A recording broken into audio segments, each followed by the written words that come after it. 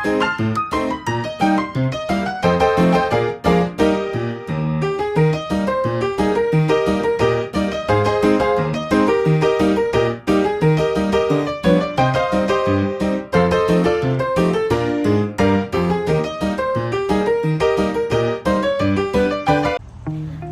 mga kaibigan! Ito na naman ang inyong Soft Toys Empire!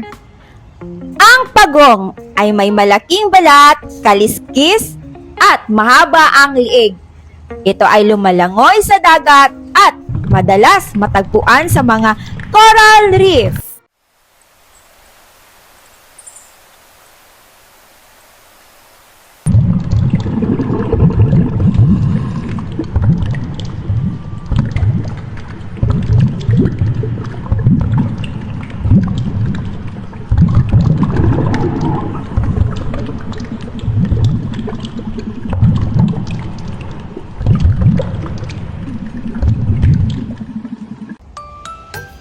Shark ay isang malaking isda sa dagat na may matulis na ngipin at malakas na pangamoy.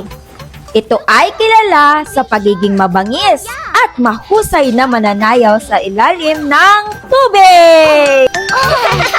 Baby shark, baby shark, baby shark, baby shark, mommy shark, mommy shark, mommy shark, mommy shark, daddy shark, daddy shark, daddy shark, daddy shark, grandma shark, grandma shark, grandma shark, grandma shark, grandpa shark, grandpa shark, grandpa shark, grandpa shark, play with sharks, play with sharks.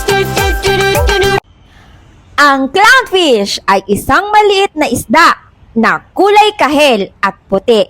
Madalas makikita sa mga coral reef. Kilala rin ito bilang Nemo sa pelikulang Finding Nemo.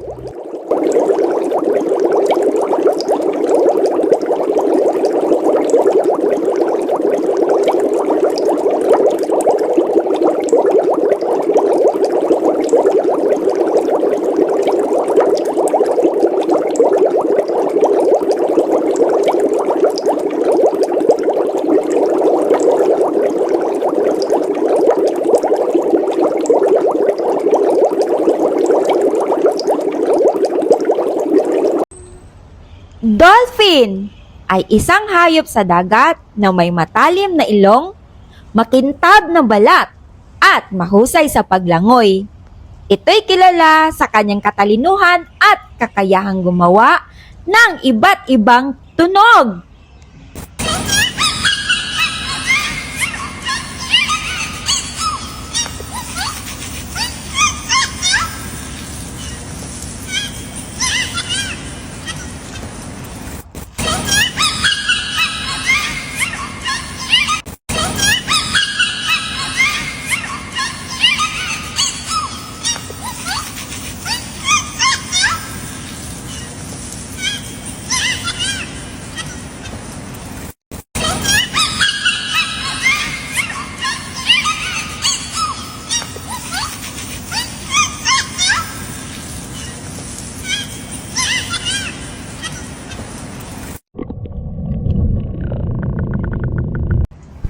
Ang seahorse ay isang maliit na isdang may mahabang liig at katawang parang kabayo.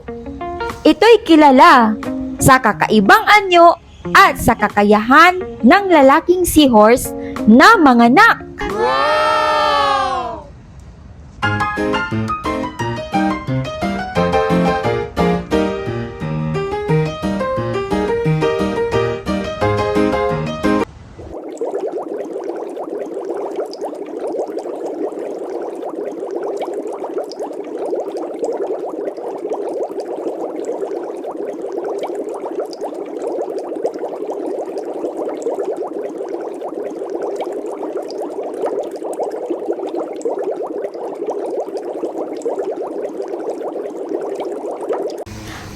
balyena ay isang napakalaking hayop sa dagat na may malaking bibig at buntot.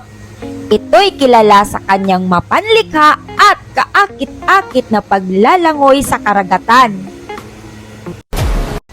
Ang pugita ay isang hayop sa dagat na may 8 braso at maraming tinik.